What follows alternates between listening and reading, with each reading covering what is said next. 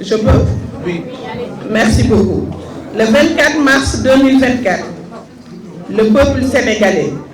de manière transparente et démocratique, a fait le choix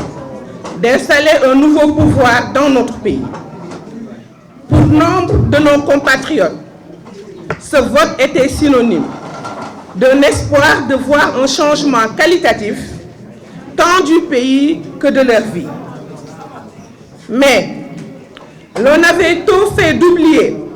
l'enfer que le nouveau pouvoir avait fait vivre à nos populations quand il était dans l'opposition. Les invectives, les insultes grossières, le mensonge permanent, les accusations gratuites contre l'honorabilité des concitoyens, la violence sous toutes ses formes, intégrale à la limite du terrorisme physique et politique, ont été leurs favorites. C'est vrai que l'euphorie accompagnant la victoire avait poussé de nombreux Sénégalais à verser dans l'amnésie et à accepter quelques écarts dans les comportements, les choix et les décisions. Toutefois, plus de 4 mois après son événement, le nouveau pouvoir affiche son vrai visage. Après les reniements, les revirements et les dérapages en tout genre, il assume ouvertement ce qu'il est, sa profonde identité, un pouvoir dictatorial émergent. Celui-là même qui se complaît dans le déni outrancier, dans la volonté d'écraser toutes les institutions de la République, de bâillonner toutes les libertés démocratiques, de mater toutes les formes de rejet ou d'opposition à des sordides décisions. Enfin, dans sa logique de fouler du pied tout l'édifice administratif, socle de notre état de droit, mon expérience personnelle récente en est la parfaite illustration. Mesdames, Messieurs les journalistes, parce que je suis une femme politique, engagée, assumant fièrement mon camp politique, celui de l'Alliance pour la République et de la coalition Benno Bokk Yakaar, j'ai été victime de persécutions, de harcèlement, de dénigrement mensonger et d'un acharnement politico-administratif rarement vu au Sénégal. Jugez en vous-même. En effet, tout début au lendemain de ma participation, le 24 juin 2024, à une émission organisée par une radio de la place, je vous nommais l'ARFM, sur les 100 jours du nouveau programme. Certainement, les adeptes de la pensée unique, souhaitant une opposition de confort, avaient souffert de mes critiques tranchantes, car dès le lendemain était enclenchée une brutale opération de démolition de ma personne. C'est ainsi, le 24 juin 2024, invité à l'émission RFM Matin, après 90 jours d'exercice de pouvoir par le président Bassirou Diomaye Faye, le 25 juin, le lendemain, je reçois la lettre de la mise en demeure avec le sceau confidentiel par mon ministre. Le 26 juin 2024, je dépose la réponse de lettre accompagnée d'une lettre de démission adressée au président de la République. Je veux nommer son Excellence M. Bassirou Diomaye Faye. Le 27 juin 2024, le lendemain, n'ayant pas reçu de réponse à ma demande de démission, je suis systématiquement retiré du groupe de travail par le secrétaire général. Ce groupe est composé de l'ensemble des directeurs du ministère ainsi que même du ministre et de son cabinet. Le 18 juillet 2024, on nomme mon successeur Et on précise poste vacant dans le communiqué même du Conseil des ministres. Le lendemain, 19 juillet 2024, le journal Yor Yor de Serigne Saliou Gueye publie un pré-rapport concernant ma gestion budgétaire, entre guillemets. Le 23 juillet 2024, je reçois un coup de fil de l'agent du bureau de courrier qui voulait passer chez moi pour me remettre un courrier dont la nature n'a pas été précisée. Je lui donne un rendez-vous le lendemain car j'étais en déplacement. Et vous l'avez constaté, j'ai eu à faire des émissions ce jour-là même avec les organes de la place. Le surlendemain, je veux dire le 25 juillet 2024, je reçois un huissier de justice chez moi qui me demande le PV de passation par voie d'huissier dans les 48 heures.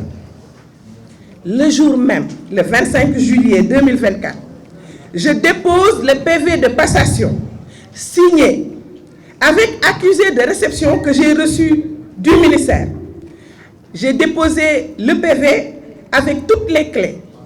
Je veux nommer celle de la voiture qu'on m'avait affectée que je n'ai jamais utilisée parce que c'est une R21, les clés de mon bureau et les cartes carburant ainsi que du péage. Le 2 août 2024, je reçois la convocation de la gendarmerie de recherche de Keur Massar, me convoquant pour le 5 août. Le 5 août 2024, je suis auditionnée à la gendarmerie de recherche de Keur Massar de 11h à 19h25 sur la plainte du ministère, représentée par son secrétaire général, M. Gorgui Ndiaye, dont l'objet était recel de documents administratifs. Le lendemain, le 6 juin 2024, je fais une passation au ministère sur ma proposition avec un agent de ma direction qui a été nommé par arrêté le 12 juillet 2024 en présence de l'IAF et de mon avocat pour des raisons sécuritaires et de respect de mon honorabilité.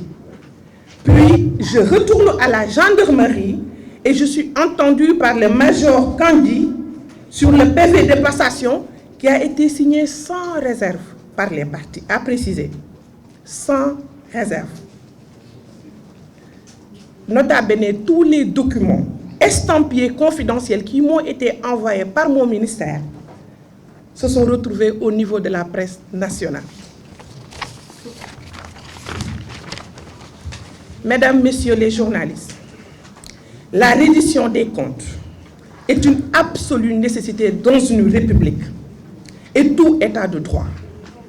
digne de ce nom. J'en suis une farouche partisane et il ne saurait en être autrement pour moi, qui suis républicaine et démocrate convaincue, mais ce que j'ai vécu et dont je ne vous ai fourni que les fragments les plus significatifs est hors de ce champ. J'ai été simplement une victime. Oui, victime d'un acharnement sauvage visant à m'humilier, à me briser dans ma dimension d'opposante, dans ma dimension de femme et dans ma dimension humaine. Oui, j'ai été victime de l'incurie d'un antisystème, devenu système, avec ses logiques d'élimination de toutes sortes et personnes d'opposition. Ce qui s'est passé avec moi est étranger aux principes administratifs primaires et atypique de 1960 à nos jours. Aucun agent n'a été convoqué pour passation de service, a fortiori un directeur national. Ce qui s'est passé avec moi, prolongeant toutes les forfaitures et autres actes antidémocratiques perpétrés par le nouveau pouvoir, est une alerte pour toute l'opposition sénégalaise et pour tout le peuple sénégalais. Ceux qui nous dirigent sont violents et nourrissent le rêve d'installer la dictature et la violence sur toutes ses formes. Au besoin par la destruction de la cohésion nationale, l'exemple de l'Église en est une parfaite illustration et plongé notre pays dans le pire des chaos. Mesdames et messieurs les journalistes, je vous remercie de votre attention. Diégui Diop Fall, militante de l'APR.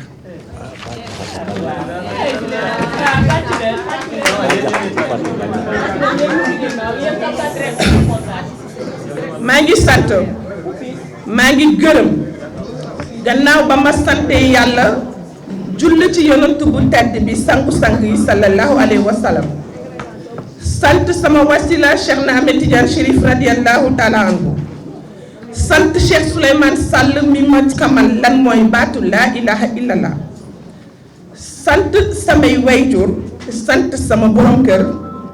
sant sama président de parti je veux nommer son excellence monsieur le président Macky Sall sant samay mbokk yi toog te bu ñu n'importe qui ci parti bi nii ci dëkk bi maa ngi leen di sant yéen la presse sénégalaise samay partenaire ngeen te nëbb ma ko ragaluma leen ndax awma lu ma waxoon te waxaatuma ko ragaluma leen ndax ragaluma vaar lu ma wax démb bërki démb ba may nekk ci pouvoir moom laa wax tey je défends les institutions de mon pays loolu laa gëm je défends les forces de damay défendre les forces de défense et de sécurité muy militaire muy gendarmerie te dama ko gëm tey laa koy gën a def ak police le 24 mars nag 2024 Sénégalais yi tànn nañu tànn Bassirou Diomaye Faye ñu am loo xamante ni moom la ñu yaakaaroon ñu am espoir ñoom ñooy wax de nee nañu dañoo bëgg xeex système bi te booboog léegi nag bu ñuy point de presse sax bu Habib Sy toogee gauche Aïda Mbodj toog droite Mimi moo leen di tontul maa ngi laajte ana anti système boobu ba tey avant ñuy yéeg ba bi ñu yéegee saaga xaste menace wax bu ñaaw du lu ma leen sosal yéen a ngi nii maa ngi nii ñoom ñi ngi nii vaar yaa ngi nii sénégalais nag dañoo wax ni dañoo gaaw a fàtte ndax nag dañoo nekk peuple boo xamante ni dañoo nekk peuple bu xam ce que c'est une démocratie waaye tey dama leen di interpeller gannaaw saaga xaste dérapage ak reniement mooy loo fi fekk ñu jox la ko ci loxo suba soo yeewoo nga ni gannaaw Macky Sall bandangul suba soo yeewoo nga ni li ñu fi fekk suba suñu yeewoo nga wiccax loxo ni mënuma avancer kon nag c'est aux Sénégalais de juger ñi nga xamante ni ñoo waxoon bu ñu leen joxee réew kat ñaari weer rek la ñu may nit ñi pour mën a joxe ay résultats fan lañ ci toll boobu ba tey j'ai l'impression que lépp loo xamante ni dafa nekk institution sama dëkk de mi ngi ci suuf commencé ci constitution bi ci déclaration de politique générale ba ci président de la république bu jox acte d'allégeance au premier ministre ba fii ñu toll ba man Diégui Diop sama situation journaliste yi man de jigéen laa bu ragalul nag góor politique laa bu ñeme fi ma jëm bokk APR nëbbuma ko di identifier woo Benno Bokk Yaakaar te rëccuwuma ko jiital président Macky Sall su ma wàccul du ma ko wàcc boobu ba tey nag dégg ngeen jàppal Diégui indil Diégui yéen nag yéen laay waxal quatrième pouvoir de mon pays jugez leen par vous-même raar na ci plateau yu ma taxawul fii ku am loo may waxal tegal directrice nationale la lan mooy directrice nationale koo xamante ni amul sax budget de fonctionnement bu àgg 100 millions su ma ko waxee 100 millions nag xeebal ma ko kenn mais damay wax selon les textes nekkuma directrice générale amul benn kayit buy génn muy marché muy engagement te du jaar ci DAGE awma sax accès ci 6 budget ci ministère boobu ndax am naa ci droit ndax ordonnatrice de dépense la responsable de programme la maay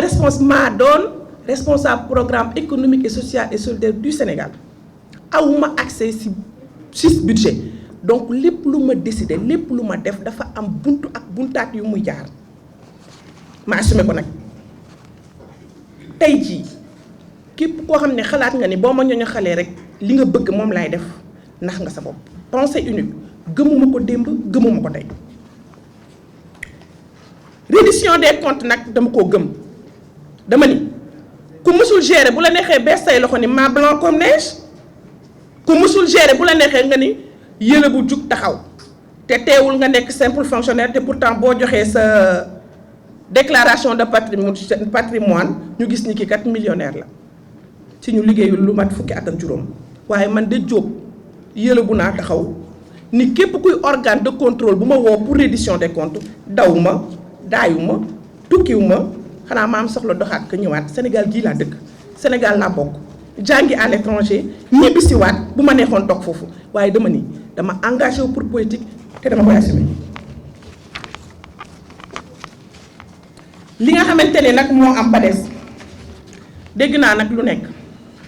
yéen ñii yéen a ko doon relayer moo tax ma woo leen yéen ñii ngeen am sama version une bonne fois pour toutes. Le 24 juin lañ ma invité RFM pour émission ma dem ba ma demee sa ëllëg sa le 25 juin tasanteeg sama chauffeur yaayam génn àdduna liggéeyuma sax ñu woo ma ni ma am nga courrier ma leen indi leen ko parce que suñu ma defee courrier confidentiel mooy c'est urgent. courrier boobu mu nekk mise en demeure du sax demande d'explication mise en demeure pour ñu xam lan mooy administration balaa ñuy agsi ci mise en demeure fan la war a jaar ba agsi foofu. ñu ni ma da ngay def ay émission te doo tàggoo ñu ni ma da ngay absenté lu bëre te booba gisuñu ko ndax nee na absenté naa ay weer jour boobu la ko gis laaj ma explication le 25 juin le 26 juin ma tontu ndax administration laa bokk waaye ca guddi sax. Le 25 juin boobu lettre boobu ñu ma adressé woon estampillé que confidentiel ca guddi sa mi ngi ci journaliste yi ndax wax nañ ko te pourtant maa ko waroon mën a gën a wane man mi bokk opposition te ñu jox xam ma waaye defuma ko de lettre ba ma cee tontu dama cee tontu la ma war a tontu ndax administration te sama kilifa la nag ñoom ñoo matul wala moo ko nanguwul bokk wala moo gëmeewul ni sama kilifa la waaye man dama ko nangul ni moom sama kilifa la ndax yàllaay def kilifa ma tontu ko nag respecter les règles de l'administration. booleel ko si nag démission ndax nag kenn du ma ni xoolal fii adressé démission bi au président de la république booleel ko si sax lettre de transmission le 27 juin sa ëllëg sa balaa sax ñu may tontu waaw wala déet nangu nañ la ko ou pas le secrétaire général génne ma si groupe de travail bi ñu am ñu tuddee ko CODIR boo xam ne ministre bi mi ngi si waa cabinet bi ñu ngi si kullu kuy directeur te booba ñu may génnee ci groupe bi am na directeur bu fa nekkoon bu présenté woon démission am comme man. depuis plus d'1 mois di recevoir salaire am nekk université di fa jàngale te mi ngi ci biir le 18 juillet après loolu ñu nommé kenn ku ma remplacé jotuma benn notification dagg nañ sama salaire yàgg na ñu nommé kooku ni poste vacant le 19 juillet sa ëllëg sa laa gis journal Yoor bu sëñ Saliou Guèye bokk may xaar mu bone kartam boobu ba tey amagul sañ-sañam man nag am naa carte à perte am naa sañ-sañ bàkkoo ko mu defal ma rapport pré-rapport la war a doon ndax droit loolu la santaane ku liggéey ba paay yi dañ koy defal rapport ku ne am nga droit bu ñu la falee boo ñëwee nga ni fii laa fekk yëf yi nii laa ko fekkee nee na dama jaay sama budget ba 80% wax ay waxam def ko dugal ko fa ba nit ci daaj sama photo le 23 juillet ma jot appel ku nekk ci biir ministère bi agent bureau courrier ni ma dama am courrier pour yow ba tey waxuma courrier lan la foo nekk ma fekk la fa ma ne mënoo ma fekk fi ma nekk ndax damay doxi sama soxla bu subaa mën nga ñëw nga indil ma courrier bi loolu le 23 la le 24 ma xaar ko gisuma ko le 25 huissier fëgg sama kër indil ma lettre ni ma ministre bi nee na nga ko indil sa PV de passation dans les 48 heures musuma jot lettre te normalement IAF moo may woo ndax def naa ñetti passation l'inspecteur moo may woo ni ma naa ko yónnee sama PV te ñooy jàpp date d'un commun accord loolu amul si huissier moo ñëw directement le 25 juillet sa ëllëg sa même jour ba laa fekk na man pare naa yàgg na ma defal leen sama PV bu ma signé nag xëy na loolu la ñu xaarul woon ma signé ko boole ci caabi yi ñu ma joxoon ak sama caabi bureau ak carte carburant ak carte péage bi jox leen ko jot accusé de réception bu administration bi mi ngi ak man. Le 2 août je pense que c'est une semaine après non ma jot convocation gendarmerie li may pànk yëpp nag bari histoire yëpp kenn musuma convoqué police ndax nag juriste la du ma jàll nit du ma saaga du ma wax li ma nit di xeebee ndax dama ne dama tàllal sama baat ci dëkk bii ni dama bëgg am loo xamante ni moom laay wane ci dëkk bii du ma wax luñ may xeebloo waaye day Alioune Dione ak administration ñu yow woo gendarmerie ma dem wuy ji leen nag ndax ragaluma fi ma jëm. Le 5 août ñu déglu ma foofu de 11h à 19h25 secrétaire bi général ñëw si laa dooram di yëg lan lañ ma convoqué muy recel de documents administratifs. Recel xam ngeen mooy lan man mii ñu ni dama yor ay documents war leen ko jox kon lu ma war a yor laa yor bu fekkee am na waaye recel mooy am koo xamante ni dafa yor ay documents yu mu warul yor ci koo xamante ni xëy na da koo sàcc mbaa mu yoonal ko jaay ko ko jox ko ko falaa ko yëgee et pourtant am na journaliste yu ko bind yéen a ngi nii fan lañ ko yëgee loolu mooy ka def plainte bi te ni confidentiel na moo joxe waat courrier bi waaye ku ne loo xam ngay def ku musul respecter administration ba lépp lu ñu def nga génnee ko ci mbedd bi munoo am bàmmi lu biir. Le lendemain le 6 août te bi ñu toogee ñu woo ko mu ñëw moom secrétaire général bi représenté ministre bi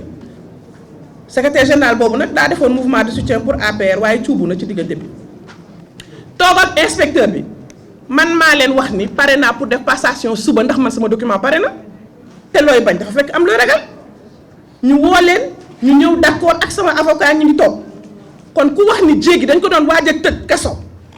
looloo tax jéegi ni day dem def ci passation juum nga walla wax nga loo xamul walla wax nga lu amul major Kandji ngi toog maa ngi toog ñoom ñi ngi toog maa leen wax pare naa pour def ko suba du ma waxal lu amul gendarmerie xanaa ndax ni leen 10 heures pare naa maa joxe heure bi sax ñi leen indi leen nag feuille parce que administration ngeen wax yéen ba ngeen amulee kayit sax yéen ngi sosal nit waxatuma ba ngeen yoree kayit indi leen ma kayit ni convoqué ngeen ma suba 10 heures c'est le b.a.-ba et sur conseil de mon avocat chose qui a été faite et même l'heure n'a pas été précisée duma leen wan lettre bi parce que man duma wane lettre bu ñu estampillé confidentiel parce que quoi que cela puisse advenir ak ku mu mënti doon ak maa ciipi bu ma mën a diriger ak ku ñàkk xam-xam ku ma mën a diriger ak koo xamante ni tëxat nga ba xamoo fooy teg sa tànk boo ma diriger itam tu représentes l'état de mon pays dama lay jox cër. Le lendemain le 6 ma dem fa ànd ak sama avocat signé dossier passation bi kama doon defal passation sama agent la ba mu toogee ñu ne que lire ko mu ni duma ko lire te ma wax leen nag congé de maternité la nekk de mi ngi dooram di ñëw mu ni leen dossier bii ngeen di ma signéloo maa ko defar mois d'avril duma ko fenal de ñeme naa ko photom gis ngeen ko joxe nañ turam ci journaux yi fu ma woo ma wuyu ko du diffamation lay def devant l'IAF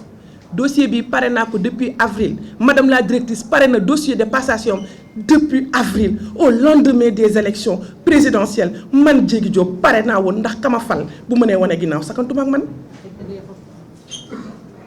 kooku signé ko sans réserve na leer ndax man ñetti passation ya ma def sax damaa signé ak réserve kooku elle a signé sans réserve devant l'IAF ma jël document yi yenu yóbbul gendarmerie ñu entendre ma romb signé dem sama yoon loolu de moo tax ma décidé wax ak yéen leeralal leen ngeen xam ni gannaaw ba ma doonee nit doon jigéen dama choisir def politique te di ko assumer lii may def c'est pas parce que damay xaru déedéet c'est pas parce que damay jaayu jar naa ba pare déedéet c'est pas parce que xaw ma fan lay teg sama tànk non c'est parce que je me suis engagée et je l'assumerai quoi que cela puisse advenir dama bëgg ngeen xam ni yaay laa jur naa ay doom te sama doom moo ëpp ubbi buntu kër gi bi huissier bi ñëwee ci kër gi xulli ay bëtam tiit keroog ba ma Mollah Morgun di saaga ni bu ma amee promotion Mansour Faye moo may tëddee sama doom moo ma ko wan bu am fukki at ak juróom muskalaf la am naa lu may jombal sama bopp am naa borom kër yaakaaruma ku dul Fatiha ak salaatul fatihi ragaluma dara waaye xaruma waaye nag li may assumer damay ñëw toog wax kook sénégalais yi ñu xam ko sénégalais yi am nañu jooy pour man am nañu ñaan pour man am nañu ñëw taxaw foofu mu taw seen kaw pour man may représenter président Macky Sall di représenter madame Paye di honorable di représenter Tandey Binta Gassama di représenter kullu jigéen bu mës a taxaw ni man damay def politique kon man du ma dellu ginnaaw Aïssatou Ndiafate di maire parmi les maires les plus jeunes nekk maire foo xamante ni du n'importe qui la remplacer ñooñu noonu bu ma àndee ak ñoom ñuy sama nawle man de juba aw ma droit daw aw ma droit ragal aw ma droit xoxoto looloo tax ma jàkkaarloog yéen du lenn du dara pour ñëpp xam ko kuy wax nag ci nit ngeen yor pouvoir bi ngeen yor muy 4e pouvoir dama leen di ñaan lépp loo xamante ni dégg ngeen ko te leeru leen soo leen ma laajee rek dinaa leen ko leeral lii moo waral ma ñëw toog fii di lancer un appel à tous les Sénégalais di leen wax politique te dafa metti waaye ku ne am na yoon bu gën a ndaw politique. Je suis juriste j'ai un bac +5 en droit mën naa dem Amérique léegi mën naa dem France léegi mën naa defi barreau France 18 mois la may jël lu tax ma choisir toog parce que ba muy neex damaa toogoon buy naqar itam damay toog fii léegi président Macky Sall mi ngi may soxla la violence sous toutes ses formes est à bannir ba may bokk pouvoir laa ko mën a bannir waxatuma ak ba may bokk opposition du ma saaga te santuma ko kenn du ma xaste te santuma ko kenn du ma wax bu ñaaw te du ma dóoree du ma wax waaye nag lépp loo xamante ni sama fula la ak sama fayda dama koy wax te di ko assumer ma di leen gërëm di wax Bah Diakhaté doy na exemple Ahmed Suzanne Camara doy na exemple ñi doon wax ni ku nekk am nga droit wax heure bu la neexee tey ku tichoo li ñu dem tëj la ku bëgg a def marche ñu tere la ko ku wax ñu seex na leen lay xoñ-xoñale ministère boobu ma nekk maa ci gën a tuuti budget ci direction ki ma bokkal programme économie sociale et solidaire a un budget de fonctionnement de 175 millions te pourtant maay responsable programme am moom ministre boobu di wax son budget de fonctionnement 500 millions la am na beneen 500 millions bu mu am bokkul ak 1 milliard boo xam ni c'est un budget bi nga xamante ni fonds d'appui pour l'économie sociale et solidaire na leen wax ligne bu nekk lan la ci def et je le défie fi ma jëm ragaluma ko maa ngi leen di sant maa ngi leen di gërëm maa ngi leen di masawu waaye nag maa ngi leen di wax vous avez un rôle prépondérant à jouer dans ce pays bu leen ko fàtte nous sommes un pays démocratiquement jeune 60 ans d'indépendance kon nag am na yoon bu bëri bu ñu desee te ñun du ñu daw parce que bu ñu dawee kuy taxaw boo bañee ay médiocre jiite la quoi que cela puisse advenir dañ koy dem kon nag maa ngi leen di sant maa ngi leen di gërëm sama mbokk yëpp di gërëm waa défendre la République di gërëm les influenceurs di gërëm kull koo xamante ni rek tu es épris de justice asalaamaaleykum wa rahmatullah allahumma salli ala sayyidina Muhammad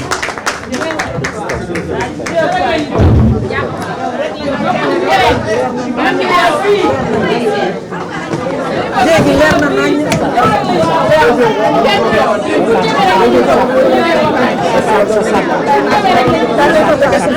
merci beaucoup merci Fatia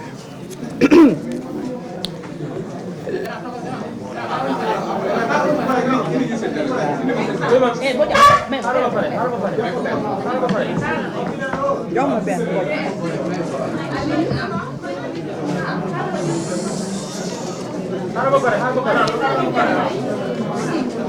Bodia arrêtel ma mën a arrêtel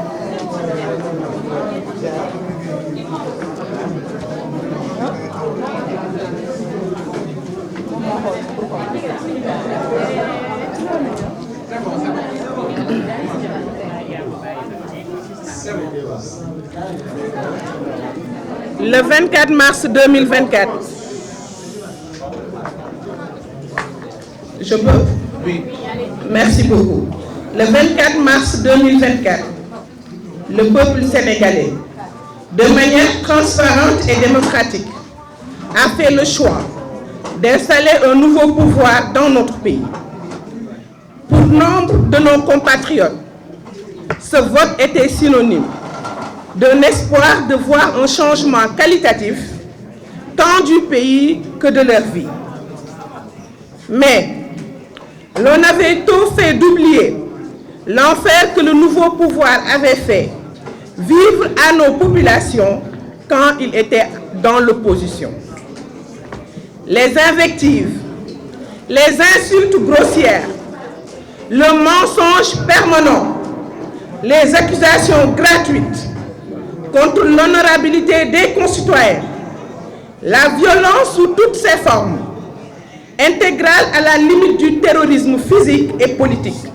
ont été leurs favorites. C'est vrai que l'euphorie accompagnant la victoire avait poussé de nombreux Sénégalais à verser dans l'amnésie et à accepter quelques écarts dans les comportements, les choix et les décisions. Toutefois,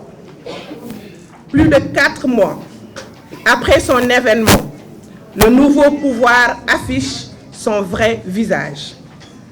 Après les reniements, les revirements et les dérapages en tout genre, il assume ouvertement ce qu'il est, sa profonde identité, un pouvoir dictatorial émergent. Celui-là même qui se complaît dans le déni outrancier, dans la volonté d'écraser toutes les institutions de la République, de bâillonner toutes les libertés démocratiques, de mater toutes les formes de rejet ou d'opposition à des sordides décisions. Enfin, dans sa logique de fouler du pied tout l'édifice administratif, socle de notre état de droit. Mon expérience personnelle récente en est la parfaite illustration. Mesdames, Messieurs les journalistes, parce que je suis une femme politique, engagée, assumant fièrement mon camp politique, celui de l'Alliance pour la République et de la coalition Benno Bokk Yakaar, j'ai été victime de persécutions, de harcèlement, de dénigrement mensonger et d'un acharnement politico-administratif rarement vu au Sénégal. Jugez en vous-même. En effet, tout début au lendemain de ma participation, le 24 juin 2024, à une émission organisée par une radio de la place, je vous nommais l'ARFM, sur les 100 jours du nouveau programme. Certainement, les adeptes de la pensée unique, souhaitant une opposition de confort, avaient souffert de mes critiques tranchantes, car dès le lendemain était enclenchée une brutale opération de démolition de ma personne. C'est ainsi, le 24 juin 2024, invité à l'émission RFM Matin, après 90 jours d'exercice de pouvoir par le président Bassirou Diomaye Faye, le 25 juin, le lendemain, je reçois la lettre de la mise en demeure avec le sceau confidentiel par mon ministre. Le 26 juin 2024, je dépose la réponse de lettre accompagnée d'une lettre de démission adressée au président de la République. Je veux nommer son Excellence M. Bassirou Diomaye Faye. Le 27 juin 2024, le lendemain, n'ayant pas reçu de réponse à ma demande de démission, je suis systématiquement retiré du groupe de travail par le secrétaire général. Ce groupe est composé de l'ensemble des directeurs du ministère ainsi que même du ministre et de son cabinet. Le 18 juillet 2024, on nomme mon successeur Et on précise poste vacant dans le communiqué même du Conseil des ministres. Le lendemain, 19 juillet 2024, le journal Yor Yor de Serigne Saliou Gueye publie un pré-rapport concernant ma gestion budgétaire entre guillemets. Le 23 juillet 2024, je reçois un coup de fil de l'agent du bureau de courrier qui voulait passer chez moi pour me remettre un courrier dont la nature n'a pas été précisée. Je lui donne un rendez-vous le lendemain car j'étais en déplacement. Et vous l'avez constaté, j'ai eu à faire des émissions ce jour-là même avec les organes de la place. Le surlendemain, je veux dire le 25 juillet 2024, je reçois un huissier de justice chez moi qui me demande le PV de passation par voie d'huissier dans les 48 heures. Le jour même, le 25 juillet 2024, je dépose le PV de passation signé avec accusé de réception que j'ai reçu du ministère. J'ai déposé le PV avec toutes les clés. Je veux nommer celle de la voiture qu'on m'avait affectée que je n'ai jamais utilisée parce que c'est une R21, les clés de mon bureau et les cartes carburant ainsi que du péage. Le 2 août 2024, je reçois la convocation de la gendarmerie de recherche de Keur Massar, me convoquant pour le 5 août. Le 5 août 2024, je suis auditionnée à la gendarmerie de recherche de Keur Massar de 11h à 19h25 sur la plainte du ministère, représentée par son secrétaire général, M. Gorgui Ndiaye, dont l'objet était recel de documents administratifs. Le lendemain, le 6 juin 2024, je fais une passation au ministère sur ma proposition avec un agent de ma direction qui a été nommé par arrêté le 12 juillet 2024 en présence de l'IAF et de mon avocat pour des raisons sécuritaires et de respect de mon honorabilité. Puis, je retourne à la gendarmerie et je suis entendu par le major Kandi sur le PV de passation qui a été signé sans réserve par les parties, à préciser, sans réserve. Nota bene, tous les documents estampillés confidentiels qui m'ont été envoyés par mon ministère se sont retrouvés au niveau de la presse nationale. Mesdames, Messieurs les journalistes, la reddition des comptes est une absolue nécessité dans une république et tout état de droit digne de ce nom. J'en suis une farouche partisane et il ne saurait en être autrement pour moi, qui suis républicaine et démocrate convaincue, mais ce que j'ai vécu et dont je ne vous ai fourni que les fragments les plus significatifs est hors de ce champ. J'ai été simplement une victime.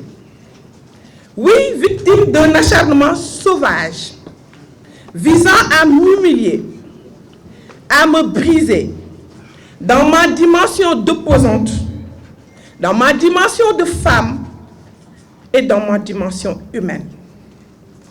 Oui, j'ai été victime de l'incurie d'un antisystème, devenu système, avec ses logiques d'élimination de toutes sortes et personnes d'opposition. Ce qui s'est passé avec moi est étranger aux principes administratifs primaires et atypique de 1960 à nos jours. Aucun agent n'a été convoqué pour passation de service, a fortiori un directeur national. Ce qui s'est passé avec moi, prolongeant toutes les forfaitures et autres actes antidémocratiques perpétrés par le nouveau pouvoir, est une alerte pour toute l'opposition sénégalaise et pour tout le peuple sénégalais. Ceux qui nous dirigent sont violents, et nourrissent le rêve d'installer la dictature et la violence sur toutes ses formes. Au besoin par la destruction de la cohésion nationale, l'exemple de l'Église en est une parfaite illustration et plongé notre pays dans le pire des chaos. Mesdames et messieurs les journalistes, je vous remercie de votre attention. Diégui Diop Fall, militante de l'APR.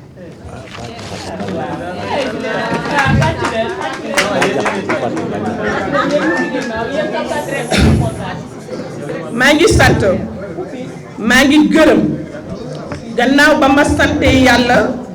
julli ci yonent bu tedd bi sangu-sang yi sallallahu alayhi wa sallam sant sama wasila Cheikh na Ahmed Tidiane Chérif radiyallahu taala anhu sant Cheikh Souleymane Sall mi ma xamal lan mooy baatu laa ilaha illallah sant samay wayjur sant sama borom kër sant sama président de parti je veux nommer son excellence monsieur le président Macky Sall sant samay mbokk yi toog te bu ñu n'importe qui ci parti bi nii ci dëkk bi maa ngi leen di sant yéen la presse sénégalaise samay partenaire ngeen te nëbb ma ko ragaluma leen ndax awma lu ma waxoon te waxaatuma ko ragaluma leen ndax ragaluma vaar lu ma wax démb bërki démb ba may nekk ci pouvoir moom laa wax tey je défends les institutions de mon pays loolu laa gëm je défends les forces de damay défendre les forces de défense et de sécurité muy militaire muy gendarmerie te dama ko gëm tey laa koy gën a def ak police le 24 mars nag 2024 sénégalais yi tànn nañu tànn Bassirou Diomaye Faye ñu am loo xamante ni moom la ñu yaakaaroon ñu am espoir ñoom ñooy wax de nee nañu dañoo bëgg xeex système bi te booboog léegi nag bu ñuy point de presse sax bu Habib Sy toogee gauche Aïda Mbodj toog droite Mimi moo leen di tontul maa ngi laajte ana anti système boobu ba tey avant ñuy yéeg ba bi ñu yéegee saaga xaste menace wax bu ñaaw du lu ma leen sosal yéen a ngi nii maa ngi nii ñoom ñi ngi nii vaar yaa ngi nii sénégalais nag dañoo wax ni dañoo gaaw a fàtte ndax nag dañoo nekk peuple boo xamante ni dañoo nekk peuple bu xam ce que c'est une démocratie waaye tey dama leen di interpeller gannaaw saaga xaste dérapage ak reniement mooy loo fi fekk ñu jox la ko ci loxo suba soo yeewoo nga ni gannaaw Macky Sall bandangul suba soo yeewoo nga ni li ñu fi fekk suba suñu yeewoo nga wiccax loxo ni mënuma avancer kon nag c'est aux Sénégalais de juger ñi nga xamante ni ñoo waxoon bu ñu leen joxee réew kat ñaari weer rek la ñu may nit ñi pour mën a joxe ay résultats fan lañ ci toll boobu tey j'ai l'impression que lépp loo xamante ni dafa nekk institution sama dëkk de mi ngi ci suuf commencé ci constitution bi ci déclaration de politique générale ba ci président de la république bu def acte d'allégeance au premier ministre ba fii ñu toll ba man Diégui Diop sama situation journaliste yi man de jigéen laa bu ragalul nag góor politique laa bu ñeme fi ma jëm bokk APR nëbbuma ko di identifier woo Benno Bokk Yaakaar te rëccuwuma ko jiital président Macky Sall su ma wàccul duma ko wàcc boobu ba tey nag dégg ngeen jàppal Diégui indil Diégui yéen nag yéen laay waxal 4e pouvoir de mon pays jugez leen par vous-même raar na ci plateau yu ma taxawul fii ku am loo may waxal tegal directrice nationale la lan mooy directrice nationale koo xamante ni amul sax budget de fonctionnement bu àgg 100 millions su ma ko waxee 100 millions nag xeebal ma ko kenn mais damay wax selon les textes nekkuma directrice générale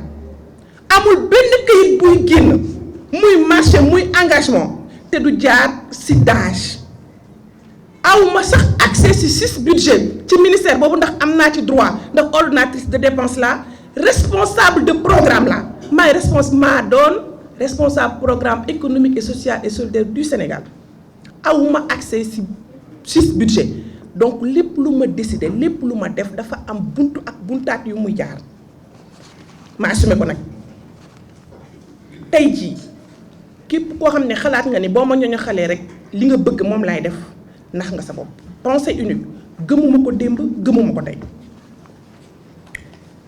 reddition des comptes nag dama koo gëm dama ni ku mësul gérer bu la neexee bees say loxo ni maa blanc comme neige ku mësul gérer bu la neexee nga ni yële bu jug taxaw te teewul nga nekk simple fonctionnaire te pourtant boo joxee sa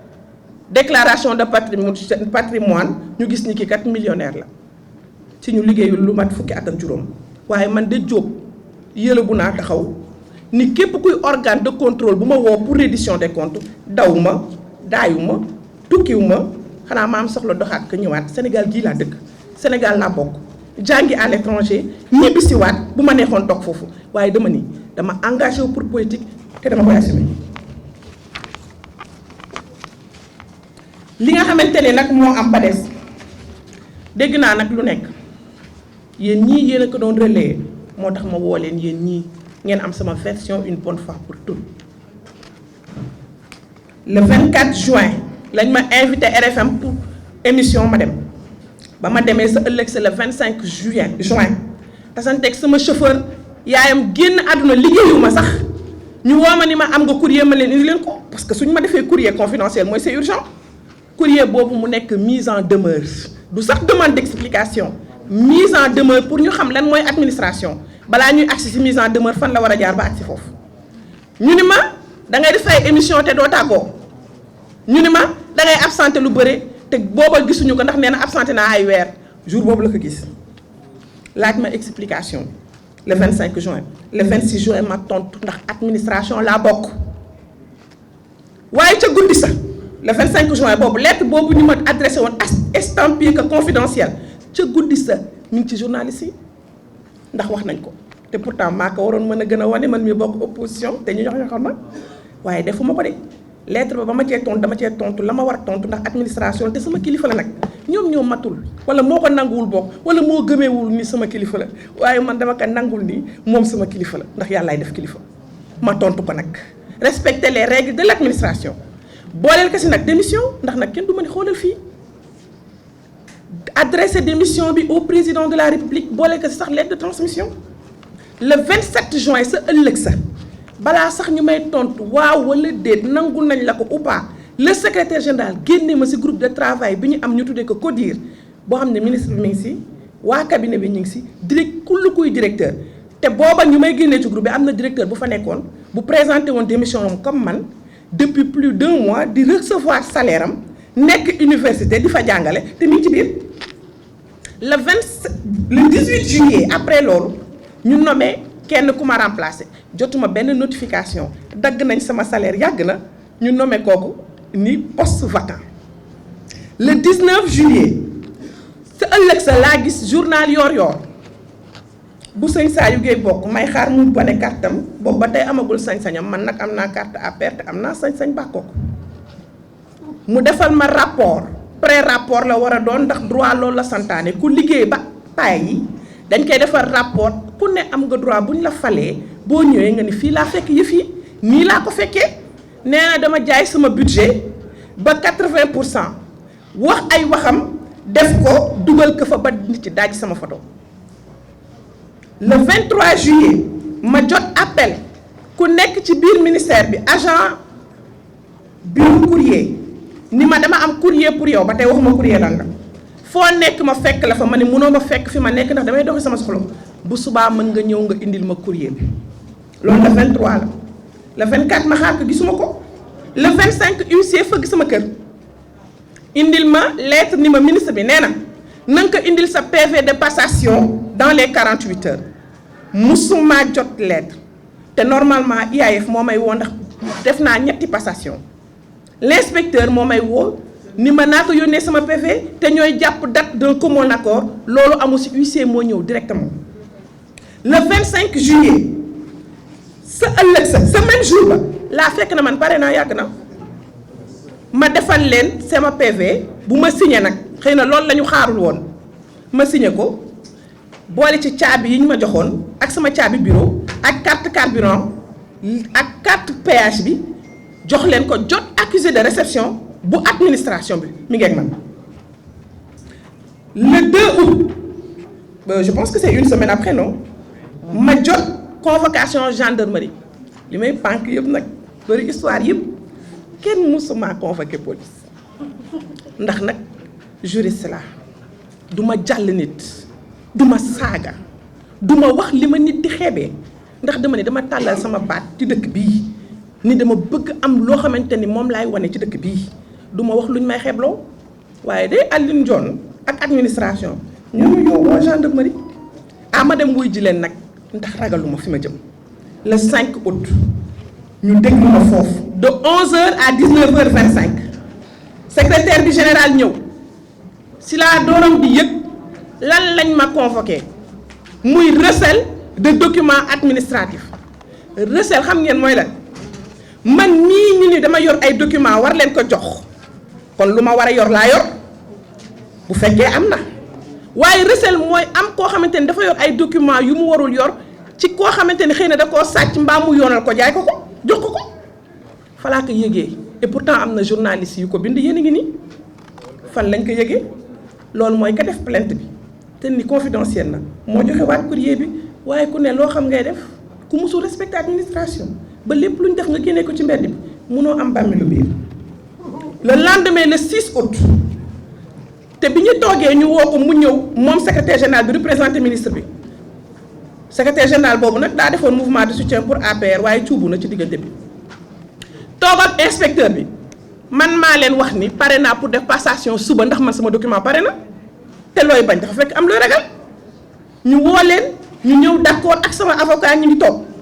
kon ku wax ni jéegi dañ ko doon waaj a tëj kaso looloo tax jéegi ni day dem def ci passation juum nga walla wax nga loo xamul walla wax nga lu amul major Kandji ngi toog maa ngi toog ñoom ñi ngi toog maa leen wax pare naa pour def ko suba du ma waxal lu amul gendarmerie xanaa ndax ni leen 10 heures pare naa maa joxe heure bi sax ni leen indi leen nag feuille parce que administration ngeen wax yéen ba ngeen amulee kayit sax yéen ngi sosal nit waxatuma ba ngeen yoree kayit indi leen ma kayit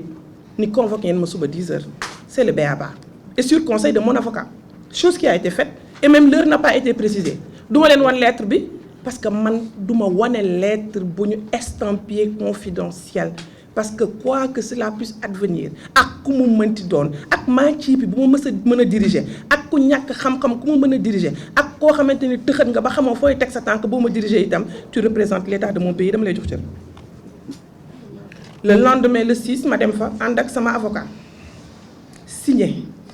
dossier passation bi kama doon defal passation sama agent la ba mu toogee ñu ni kan lire ko mu ni duma ko lire te ma wax leen nag congé de maternité la nekk de mi ngi dooram di ñëw mu ni leen dossier bii ngeen di ma signéloo maa ko defar mois d'avril du ma ko fenal de ñeme naa ko photom gis ngeen ko joxe nañ turam ci journaux yi fu ma woo ma wuyu ko du diffamation lay def devant l'IAF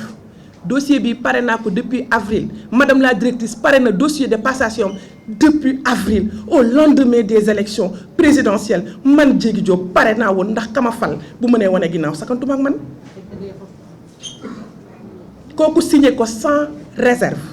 na leer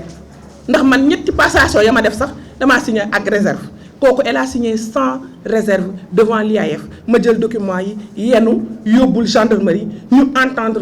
ma romb signé dem sama yoon loolu de moo tax ma décidé wax ak yéen leeralal leen ngeen xam ni gannaaw ba ma doonee nit doon jigéen dama choisir def politique te di ko assumer lii may def c'est pas parce que damay xaru déedéet c'est pas parce que damay jaayu jar naa ba pare déedéet c'est pas parce que xaw ma fan lay teg sama tànk non c'est parce que je me suis engagée et je l'assumerai quoi que cela puisse advenir dama bëgg ngeen xam ni yaay laa jur naa ay doom te sama doom moo ubbi buntu kër gi bi huissier bi ñëwee ci kër gi xulli ay bëtam tiit keroog ba ma Mollah Morgun di saaga ni bu ma amee promotion Mansour Faye moo may tëddee sama doom moo ma ko wan bu am fukki at ak juróom muskalaf la am naa lu may jombal sama bopp am naa borom kër yaakaaruma ku dul Fatiha ak salaatul fatihi ragaluma dara waaye xaruma waaye nag li may assumer damay ñëw toog wax kook sénégalais yi ñu xam ko sénégalais yi am nañu jooy pour man am nañu ñaan pour man am nañu ñëw taxaw foofu mu taw seen kaw pour man may représenter président Macky Sall di représenter madame Paye di honorable di représenter Tandey Binta Gassama di représenter kullu jigéen bu mës a taxaw ni man damay def politique kon man du ma dellu ginnaaw Aïssatou Ndiafate di maire parmi les maires les plus jeunes nekk maire foo xamante ni du n'importe qui la remplacer ñooñu noonu bu ma àndee ak ñoom ñii sama nawle man de juba aw ma droit daw aw ma droit ragal aw ma droit xoxoto looloo tax ma jàkkaarloog yéen du lenn du dara pour ñëpp xam ko kuy wax nag ci nit ngeen yor pouvoir bi ngeen yor muy 4e pouvoir dama leen di ñaan lépp loo xamante ni dégg ngeen ko te leeru leen soo leen ma laajee rek dinaa leen ko leeral lii moo waral ma ñëw toog fii di lancer un appel à tous les Sénégalais di leen wax politique te dafa metti waaye ku ne am na yoon bu gën a ndaw politique je suis juriste j'ai un bac +5 en droit mën naa dem Amérique léegi mën naa dem France léegi mën naa defi barreau France 18 mois la may jël lu tax ma choisir toog parce que ba muy neex damaa toogoon buy naqar itam damay toog fii léegi président Macky Sall mi ngi may soxla la violence sous toutes ses formes est à bannir ba may bokk pouvoir laa ko mën a bannir waxatuma ak ba may bokk opposition du ma saaga te santuma ko kenn du ma xaste te santuma ko kenn du ma wax bu ñaaw te du ma dóore du ma wax waaye nag lépp loo xamante ne sama fula la ak sama fayda dama koy wax te di ko assumer ma di leen gërëm di wax Bah Diakhaté doy na exemple Ahmed Suzanne Camara doy na exemple ñi doon wax ni ku nekk am nga droit wax heure bu la neexee tey ku tichoo li ñu dem tëj la ku bëgg a def marche ñu tere la ko ku wax ñu seex na leen lay xoñ-xoñale ministère boobu ma nekk maa ci gën a tuuti budget ci direction ki ma bokkal programme économie sociale et solidaire a un budget de fonctionnement de 175 millions te pourtant maay responsable programme am moom ministre boobu di wax son budget de fonctionnement 500 millions la am na beneen 500 millions bu mu am bokkul ak 1 milliard boo xam ni c'est un budget bi nga xamante ni fonds d'appui pour l'économie sociale et solidaire na leen wax lignam bu nekk lan la ci def et je le défie fi ma jëm ragaluma ko maa ngi leen di sant maa ngi leen di gërëm maa ngi leen di masawu waaye nag maa ngi leen di wax vous avez un rôle prépondérant à jouer dans ce pays bu leen ko fàtte nous sommes un pays démocratiquement jeune 60 ans d'indépendance kon nag am na yoon bu bëri bu ñu desee te ñun du ñu daw parce que bu ñu dawee kuy taxaw boo bañee ay médiocre jiite la quoi que cela puisse advenir dañ koy dem kon nag maa ngi leen di sant maa ngi leen di gërëm sama mbokk yëpp di gërëm waa défendre la République di gërëm les influenceurs di gërëm kull koo xamante ne rek tu es épris de justice asalaamaaleykum wa rahmatullah allahumma salli ala sayyidina Muhammad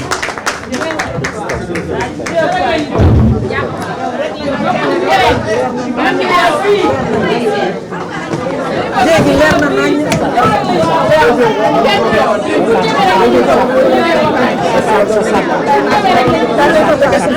merci beaucoup merci dans les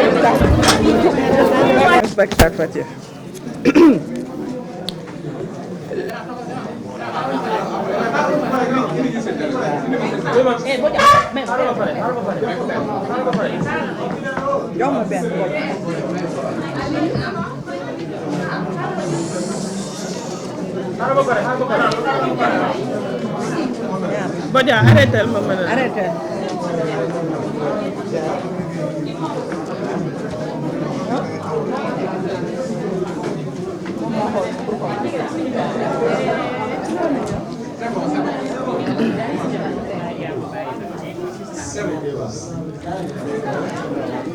Le 24 mars 2024 Je peux? Oui. Merci beaucoup. Le 24 mars 2024, le peuple sénégalais, de manière transparente et démocratique, a fait le choix d'installer un nouveau pouvoir dans notre pays. Pour nombre de nos compatriotes, ce vote était synonyme d'un espoir de voir un changement qualitatif tant du pays que de leur vie. Mais l'on avait tôt fait d'oublier l'enfer que le nouveau pouvoir avait fait vivre à nos populations quand il était dans l'opposition. Les invectives, les insultes grossières, le mensonge permanent, les accusations gratuites contre l'honorabilité des concitoyens, la violence sous toutes ses formes, intégrale à la limite du terrorisme physique et politique, ont été leurs favorites.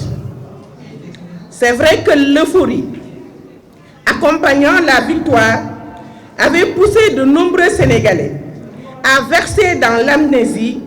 et à accepter quelques écarts dans les comportements, les choix et les décisions. Toutefois, plus de 4 mois après son événement, le nouveau pouvoir affiche son vrai visage. Après les reniements, les revirements et les dérapages en tout genre, il assume ouvertement ce qu'il est, sa profonde identité, un pouvoir dictatorial émergent. Celui-là même qui se complaît dans le déni outrancier, dans la volonté d'écraser toutes les institutions de la République, de bâillonner toutes les libertés démocratiques, de mater toutes les formes de rejet ou d'opposition à des sordides décisions. Enfin, dans sa logique de fouler du pied tout l'édifice administratif, socle de notre état de droit, mon expérience personnelle récente en est la parfaite illustration. Mesdames, Messieurs les journalistes, parce que je suis une femme politique, engagée, assumant fièrement mon camp politique, celui de l'Alliance pour la République et de la coalition Benno Bokk Yakaar, j'ai été victime de persécutions, de harcèlement, de dénigrement mensonger et d'un acharnement politico-administratif rarement vu au Sénégal. Jugez en vous-même. En effet, tout début au lendemain de ma participation, le 24 juin 2024, à une émission organisée par une radio de la place, je vous nommais l'ARFM, sur les 100 jours du nouveau programme. Certainement, les adeptes de la pensée unique, souhaitant une opposition de confort, avaient souffert de mes critiques tranchantes, car dès le lendemain était enclenchée une brutale opération de démolition de ma personne. C'est ainsi, le 24 juin 2024, invité à l'émission RFM Matin, après 90 jours d'exercice de pouvoir par le président Bassirou Diomaye Faye, le 25 juin, le lendemain, je reçois la lettre de la mise en demeure avec le sceau confidentiel par mon ministre. Le 26 juin 2024, je dépose la réponse de lettre accompagnée d'une lettre de démission adressée au président de la République. Je veux nommer son Excellence M. Bassirou Diomaye Faye. Le 27 juin 2024, le lendemain, n'ayant pas reçu de réponse à ma demande de démission, je suis systématiquement retiré du groupe de travail par le secrétaire général. Ce groupe est composé de l'ensemble des directeurs du ministère ainsi que même du ministre et de son cabinet. Le 18 juillet 2024, on nomme mon successeur Et on précise poste vacant dans le communiqué même du Conseil des ministres. Le lendemain, 19 juillet 2024, le journal Yor Yor de Serigne Saliou Gueye publie un pré-rapport concernant ma gestion budgétaire entre guillemets. Le 23 juillet 2024, je reçois un coup de fil de l'agent du bureau de courrier qui voulait passer chez moi pour me remettre un courrier dont la nature n'a pas été précisée. Je lui donne un rendez-vous le lendemain car j'étais en déplacement. Et vous l'avez constaté, j'ai eu à faire des émissions ce jour-là même avec les organes de la place. Le surlendemain, je veux dire le 25 juillet 2024, je reçois un huissier de justice chez moi qui me demande le PV de passation par voie d'huissier dans les 48 heures. Le jour même, le 25 juillet 2024, je dépose le PV de passation signé avec accusé de réception que j'ai reçu du ministère. J'ai déposé le PV avec toutes les clés. Je veux nommer celle de la voiture qu'on m'avait affectée, que je n'ai jamais utilisée, parce que c'est une R21, les clés de mon bureau et les cartes carburant ainsi que du péage. Le 2 août 2024, je reçois la convocation de la gendarmerie de recherche de Keur Massar, me convoquant pour le 5 août. Le 5 août 2024, je suis auditionnée à la gendarmerie de recherche de Keur Massar de 11h à 19h25 sur la plainte du ministère, représentée par son secrétaire général, M. Gorgui Ndiaye, dont l'objet était recel de documents administratifs. Le lendemain, le 6 juin 2024, je fais une passation au ministère sur ma proposition avec un agent de ma direction qui a été nommé par arrêté le 12 juillet 2024 en présence de l'IAF et de mon avocat pour des raisons sécuritaires et de respect de mon honorabilité. Puis, je retourne à la gendarmerie et je suis entendu par le major Kandi sur le PV de passation qui a été signé sans réserve par les parties, à préciser, sans réserve. Nota bene, tous les documents estampillés confidentiels qui m'ont été envoyés par mon ministère se sont retrouvés au niveau de la presse nationale. Mesdames, Messieurs les journalistes, la reddition des comptes est une absolue nécessité dans une république et tout état de droit digne de ce nom. J'en suis une farouche partisane et il ne saurait en être autrement pour moi, qui suis républicaine et démocrate convaincue, mais ce que j'ai vécu et dont je ne vous ai fourni que les fragments les plus significatifs est hors de ce champ. J'ai été simplement une victime. Oui, victime d'un acharnement sauvage visant à m'humilier, à me briser dans ma dimension d'opposante, dans ma dimension de femme et dans ma dimension humaine. Oui, j'ai été victime de l'incurie d'un antisystème, devenu système, avec ses logiques d'élimination de toutes sortes et personnes d'opposition. Ce qui s'est passé avec moi est étranger aux principes administratifs primaires et atypique de 1960 à nos jours. Aucun agent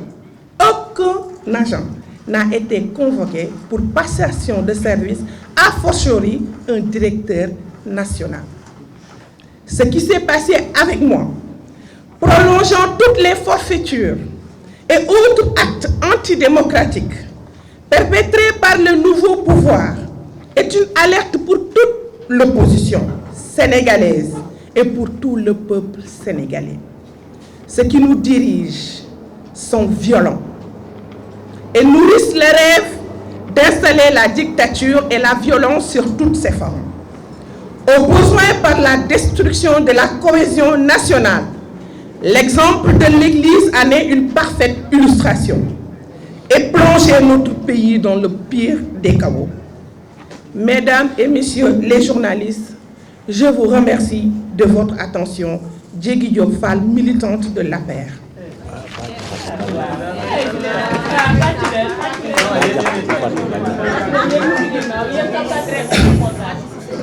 maa ngi sant maa ngi gërëm gannaaw ba ma sante yàlla julli ci yonent bu tedd bi sangu-sang yi sallallahu alayhi wa sallam sant sama wasila Cheikh na Ahmed Tidiane Chérif radiyallahu taala anhu sant Cheikh Souleymane Sall mi ma xamal lan mooy baatu laa ilaha illallah sant samay wayjur sant sama borom kër sant sama président de parti je veux nommer son excellence monsieur le président Macky Sall sant samay mbokk yi toog te bu ñu n'importe qui ci parti bi nii ci dëkk bi maa ngi leen di sant yéen la presse sénégalaise samay partenaire ngeen te nëbb ma ko ragaluma leen ndax awma lu ma waxoon te waxaatuma ko ragaluma leen ndax ragaluma vaar lu ma wax démb bërki démb ba may nekk ci pouvoir moom laa wax tey je défends les institutions de mon pays loolu laa gëm je défends les forces de damay défendre les forces de défense et de sécurité muy militaire muy gendarmerie te dama ko gëm tey laa koy gën a def ak police le 24 mars nag 2024 Sénégalais yi tànn nañu tànn Bassirou Diomaye Faye ñu am loo xamante ni moom la ñu yaakaaroon ñu am espoir ñoom ñooy wax de nee nañu dañoo bëgg xeex système bi te booboog léegi nag bu ñuy point de presse sax bu Habib Sy toogee gauche Aïda Mbodj toog droite Mimi moo leen di tontul maa ngi laajte ana anti système boobu ba tey avant ñuy yéeg ba bi ñu yéegee saaga xaste menace wax bu ñaaw du lu ma leen sosal yéen a ngi nii maa ngi nii ñoom ñi ngi nii vaar yaa ngi nii sénégalais nag dañoo wax ni dañoo gaaw a fàtte ndax nag dañoo nekk peuple boo xamante ni dañoo nekk peuple bu xam ce que c'est une démocratie waaye tey dama leen di interpeller gannaaw saaga xaste dérapage ak reniement mooy loo fi fekk ñu jox la ko ci loxo suba soo yeewoo nga ni gannaaw Macky Sall bandangul suba soo yeewoo nga ni li ñu fi fekk suba suñu yeewoo nga wiccax loxo ni mënuma avancer kon nag c'est aux Sénégalais de juger ñi nga xamante ni ñoo waxoon bu ñu leen joxee réew kat ñaari weer rek la ñu may nit ñi pour mën a joxe ay résultats fan lañ ci tollu bopp ba tey j'ai l'impression que lépp loo xamante ni dafa nekk institution sama dëkk de mi ngi ci suuf commencé ci constitution bi ci déclaration de politique générale ba ci président de la république bu def acte d'allégeance au premier ministre ba fii ñu toll ba man Diégui Diop sama situation journaliste yi man de jigéen laa bu ragalul nag góor politique laa bu ñeme fi ma jëm bokk APR nëbbuma ko di identifier woo Benno Bokk Yaakaar te rëccuwuma ko jiital président Macky Sall su ma wàccul duma ko wàcc boobu ba tey nag dégg ngeen jàppal Diégui indil Diégui yéen nag yéen laay waxal 4e pouvoir de mon pays jugez leen par vous-même raar na ci plateau yu ma taxawul fii ku am loo may waxal tegal directrice nationale la lan mooy directrice nationale koo xamante ni amul sax budget de fonctionnement bu àgg 100 millions su ma ko waxee 100 millions nag xeebal ma ko kenn mais damay wax selon les textes nekkuma directrice générale amul benn këyit buy génn muy marché muy engagement te du jaar ci DAGE awma sax accès ci 6 budget ci ministère boobu ndax am naa ci droit ndax ordonnatrice de dépense la responsable de programme la maay responsable programme économique et social et solidaire du Sénégal awma accès ci 6 budget donc lépp lu ma décider lépp lu ma def dafa am buntu ak buntaat yu muy jaar ma assumé ko nag tey jii képp koo xam ne xalaat nga ni boo ma ñooñu xalee rek li nga bëgg moom laay def nax nga sa bopp. pensée unique gëmuma ko démb gëmuma ko tey reddition des comptes nag dama koo gëm dama ni ku mësul gérer bu la neexee bees say loxo ni ma blanc comme neige ku mësul gérer bu la neexee nga ni yële bu jug taxaw te teewul nga nekk simple fonctionnaire te pourtant boo joxee sa déclaration de patrimoine ñu gis ni ki kat millionnaire la ci ñu liggéeyul lu mat fukki at ak juróom waaye man de Diop yële bu naa taxaw ni képp kuy organe de contrôle bu ma woo pour reddition des comptes daw ma daayu ma tukkiw ma xanaa ma am soxla doxaat ko ñëwaat Sénégal gii laa dëkk Sénégal laa bokk jàngi à l'étranger ñibbisiwaat bu ma neexoon toog foofu waaye dama ni dama engagé wu pour politique te dama koy assumer. li nga xamante ne nag moo am ba des dégg naa nag lu nekk yéen ñii yéen a ko doon relayer moo tax ma woo leen yéen ñii ngeen am sama version une bonne fois pour toutes. Le 24 juin lañ ma invité RFM pour émission ma dem ba ma demee sa ëllëg c'est le 25 juin tasanteeg sama chauffeur yaayam génn àdduna liggéeyuma sax ñu woo ma ni ma am nga courrier ma leen indi leen ko parce que suñu ma defee courrier confidentiel mooy c'est urgent. Courrier boobu mu nekk mise en demeure du sax demande d'explication mise en demeure pour ñu xam lan mooy administration balaa ñuy agsi ci mise en demeure fan la war a jaar ba agsi foofu. ñu ni ma da ngay def ay émission te doo tàggoo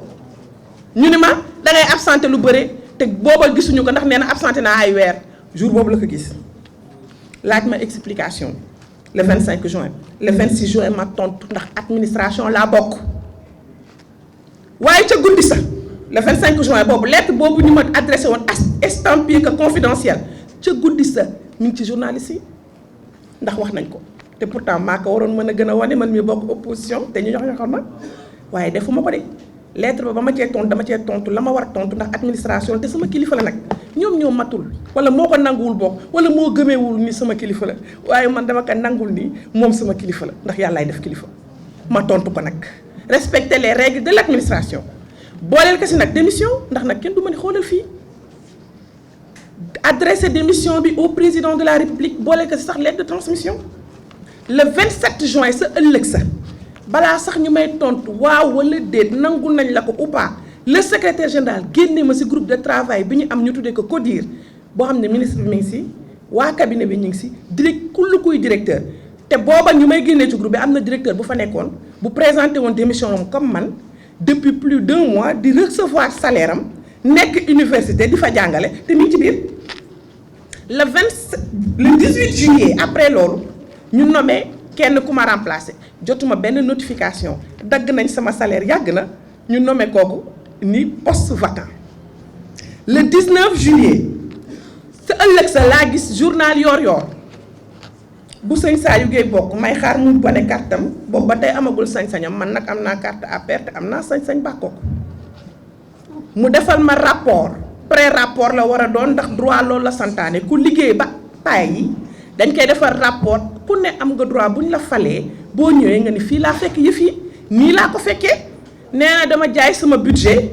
ba 80% wax ay waxam def ko dugal ko fa ba nit ci daaj sama photo le 23 juillet ma jot appel ku nekk ci biir ministère bi agent bureau courrier ni ma dama am courrier pour yow ba tey waxuma courrier lan la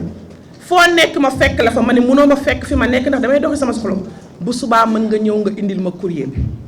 loolu le 23 la le 24 ma xaar ko gisuma ko le 25 huissier fëgg sama kër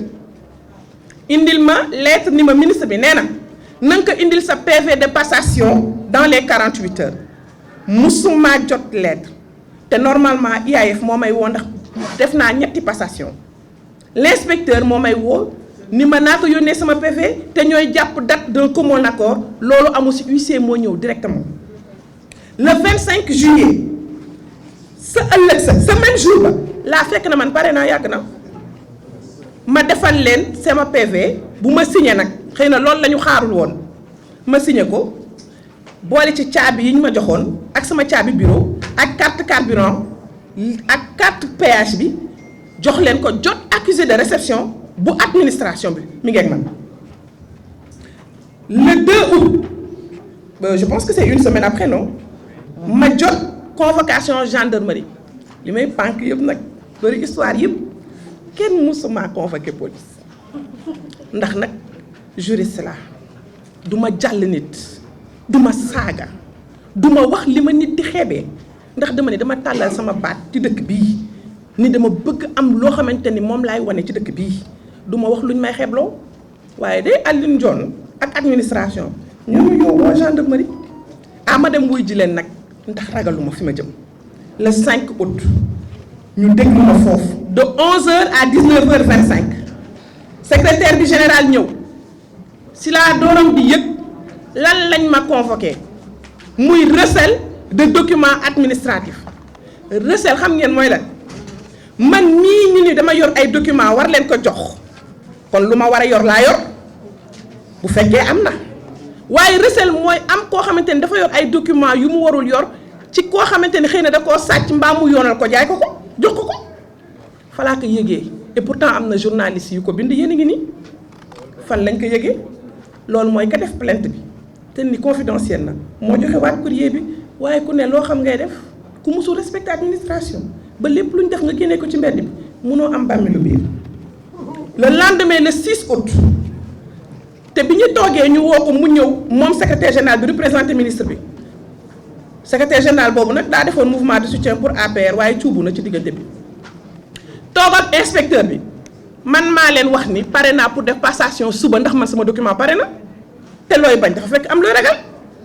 ñu woo leen ñu ñëw d'accord ak sama avocat ñu ngi toog kon ku wax ni jéegi dañ ko doon waaj a tëj kaso looloo tax jéegi ni day dem def ci passation juum nga walla wax nga loo xamul walla wax nga lu amul major Kandji ngi toog maa ngi toog ñoom ñi ngi toog maa leen wax pare naa pour def ko suba du ma waxal lu amul gendarmerie xanaa ndax ni leen 10 heures pare naa maa joxe heure bi sax ñi leen indi leen nag feuille parce que administration ngeen wax yéen ba ngeen amulee kayit sax yéen ngi sosal nit waxatuma ba ngeen yore kayit indi leen ma kayit ni convoqué ngeen ma suba 10 heures c'est le b.a.-ba et sur conseil de mon avocat chose qui a été faite et même l'heure n'a pas été précisée duma leen wan lettre bi parce que man duma wane lettre bu ñu estampillé confidentiel parce que quoi que cela puisse advenir ak ku mu mënti doon ak maa ci bi bu ma mën a diriger ak ku ñàkk xam-xam ku ma mën a diriger ak koo xamante ni tëxat nga ba xamoo fooy teg sa tànk boo ma diriger itam tu représentes l'état de mon pays dama lay jox cër. Le lendemain le 6 ma dem fa ànd ak sama avocat signé dossier passation bi kama doon defal passation sama agent la ba mu toogee ñu ne que lire ko mu ni duma ko lire te ma wax leen nag congé de maternité la nekk de mi ngi dooram di ñëw mu ni leen dossier bii ngeen di ma signéloo maa ko defar mois d'avril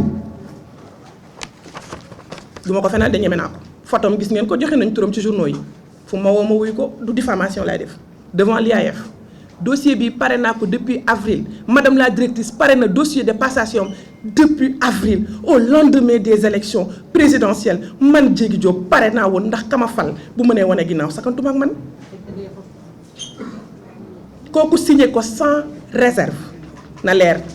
ndax man ñetti passation ya ma def sax damaa signé ak réserve kooku elle a signé sans réserve devant l'IAF ma jël document yi yenu yóbbul gendarmerie ñu entendre ma romb signé dem sama yoon loolu de moo tax ma décidé wax ak yéen leeralal leen ngeen xam ni gannaaw ba ma doonee nit doon jigéen dama choisir def politique te di ko assumer lii may def c'est pas parce que damay xaru déedéet c'est pas parce que damay jaayu jar naa ba pare déedéet c'est pas parce que xaw ma fan lay teg sama tànk non c'est parce que je me suis engagée et je l'assumerai quoi que cela puisse advenir dama bëgg ngeen xam ni yaay laa jur naa ay doom te sama doom moo ubbi buntu kër gi bi huissier bi ñëwee ci kër gi xulli ay bëtam tiit keroog ba ma Mollah Morgun di saaga ni bu ma amee promotion Mansour Faye moo may tëddee sama doom moo ma ko wan bu am fukki at ak juróom muskalaf la am naa lu may jombal sama bopp am naa borom kër yaakaaruma ku dul Fatiha ak salaatul fatihi ragaluma dara waaye xaruma waaye nag li may assumer damay ñëw toog wax kook sénégalais yi ñu xam ko sénégalais yi am nañu jooy pour man am nañu ñaan pour man am nañu ñëw taxaw foofu mu taw seen kaw pour man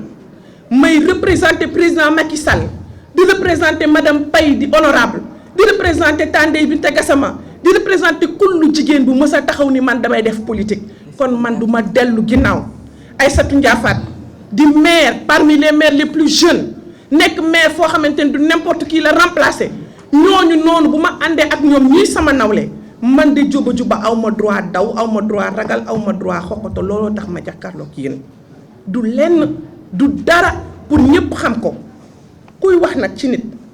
ngeen yor pouvoir bi ngeen yor muy 4e pouvoir dama leen di ñaan lépp loo xamante ni dégg ngeen ko te leeru leen soo leen ma laajee rek dinaa leen ko leeral lii moo waral ma ñëw toog fii di lancer un appel à tous les Sénégalais di leen wax politique de dafa metti waaye ku ne am na yoon bu gën a ndaw politique. Je suis juriste j'ai un bac +5 en droit mën naa dem Amérique léegi mën naa dem France léegi mën naa defi barreau France 18 mois la may jël lu tax ma choisir toog parce que ba muy neex damaa toogoon buy naqari itam damay toog fii léegi président Macky Sall mi ngi may soxla la violence sous toutes ses formes est à bannir ba may bokk pouvoir laa ko mën a bannir waxatuma ak ba may bokk opposition du ma saaga te santuma ko kenn du ma xaste te santuma ko kenn du ma wax bu ñaaw te du ma dóoree du ma wax waaye nag lépp loo xamante ni sama fula la ak sama fayda dama koy wax te di ko assumer ma di leen gërëm di wax Bah Diakhaté doy na exemple Ahmed Suzanne Camara doy na exemple ñi doon wax ni ku nekk am nga droit wax heure bu la neexee tey ku tichoo li ñu dem tëj la ku bëgg a def marche ñu tere la ko ku wax ñu seex na leen lay xoñ-xoñale ministère boobu ma nekk maa ci gën a tuuti budget ci direction ki ma bokkal programme économie sociale et solidaire a un budget de fonctionnement de 175 millions te pourtant maay responsable programme am moom ministre boobu di wax son budget de fonctionnement 500 millions la am na beneen 500 millions bu mu am bokkul ak 1 milliard boo xam ni c'est un budget bi nga xamante ni fonds d'appui pour l'économie sociale et solidaire na leen wax ligne bu nekk lan la ci def et je le défie fi ma jëm ragaluma ko maa ngi leen di sant maa ngi leen di gërëm maa ngi leen di masawu waaye nag maa ngi leen di wax vous avez un rôle prépondérant à jouer dans ce pays bu leen ko fàtte nous sommes un pays démocratiquement jeune 60 ans d'indépendance kon nag am na yoon bu bëri bu ñu desee te ñun du ñu daw parce que bu ñu dawee kuy taxaw boo bañee ay médiocre jiite la quoi que cela puisse advenir dañ koy dem kon nag maa ngi leen di sant maa ngi leen di gërëm sama mbokk yëpp di gërëm waa défendre la République di gërëm les influenceurs di gërëm kull koo xamante ne rek tu es épris de justice asalaamaaleykum wa rahmatullah allahumma salli ala sayyidina Muhammad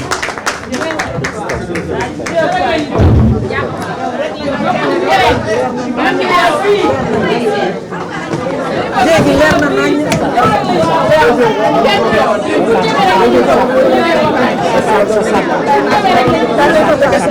merci beaucoup merci